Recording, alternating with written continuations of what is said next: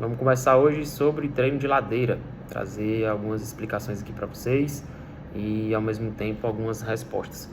Falar um pouco sobre a importância desse tipo de treino, por que fazer, qual o objetivo dele, né? Primeiro de tudo, o objetivo dele é a gente desenvolver a nossa força, a nossa resistência de força de uma forma específica para a corrida. Então a gente acaba jogando uma demanda, uma solicitação muscular maior, principalmente nos membros inferiores ali, desde os seus pés até o seu quadril, mas também acaba utilizando bastante da musculatura do tronco, né, do core, para estabilizar a sua postura. E aí, por conta dessa inclinação a mais, essa solicitação muscular, principalmente da panturrilha, dos flexores do quadril, que são esses músculos que ficam aqui na frente do nosso quadril, que elevam o nosso joelho para a gente dar a próxima passada, e dos glúteos, que é quem faz a extensão da minha perna para trás, né, no final da minha passada. Então a demanda muscular é bem maior nessa musculatura, nesse tipo de treino, e é esse o objetivo, né? Melhorar a resistência, melhorar a minha aplicação de força, para que eu possa tolerar cada vez mais os estímulos, as distâncias e as velocidades na corrida, à medida que a gente for progredindo semana a semana. Então, se eu tenho uma capacidade de resistir mais à fadiga nessa musculatura, quando eu começar a exigir de uma maior velocidade, que a gente for treinando isso, aumentando as distâncias, essa minha musculatura já vai estar pronta para essa exigência. Então, o objetivo do treino de ladeira é esse.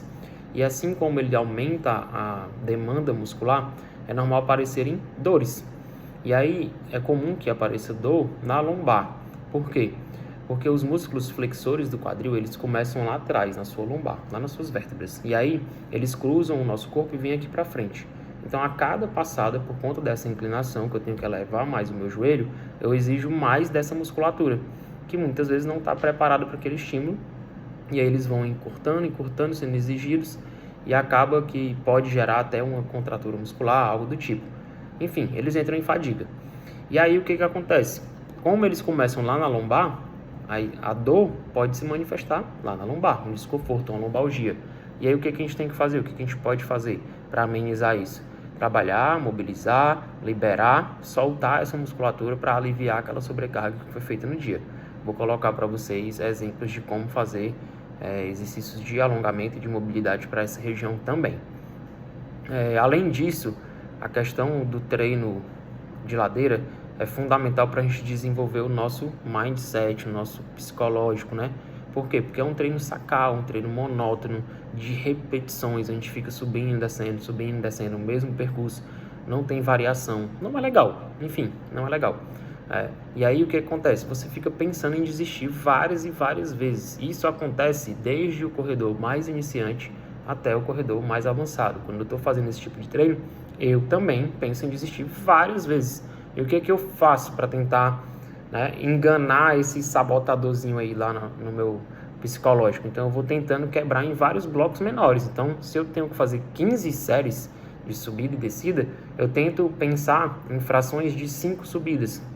E aí eu miro na quinta, depois eu miro na décima, depois eu miro na 15ª. Então é uma maneira de eu ir trabalhando a minha cabeça, de pensando de um por um, e não ficar, fiz 8, ainda faltam 7, não vou fazer mais, vou desistir, não vou dar conta. Isso acontece com todo mundo, e isso também vai acontecer quando você estiver fazendo um treino longo, quando você estiver na preparação para correr 10 km, por exemplo. Se você estiver no quilômetro 6, no quilômetro 7, você vai estar cansado, você vai pensar em desistir, e aí o que vai ser o diferencial vai ser justamente a sua capacidade de tolerar mais tempo o esforço. Então esse tipo de treino se encaixa também perfeitamente para isso, tá? Uma meia maratona, uma maratona, então nem se fala. Outra coisa que é muito comum, eu não sei como eu vou subir, como eu vou descer, qual é o ritmo eu tenho que subir, qual é o ritmo eu tenho que descer, o que muda na minha postura, o que eu posso ajustar na minha postura de corrida. Então, primeiro de tudo, na subida, você tem que subir num ritmo moderado, não é forte, não é tiro. A proposta do treino não era essa. A não ser que eu coloque lá que era para ser um treino de tiro, mas hoje era para ser moderado.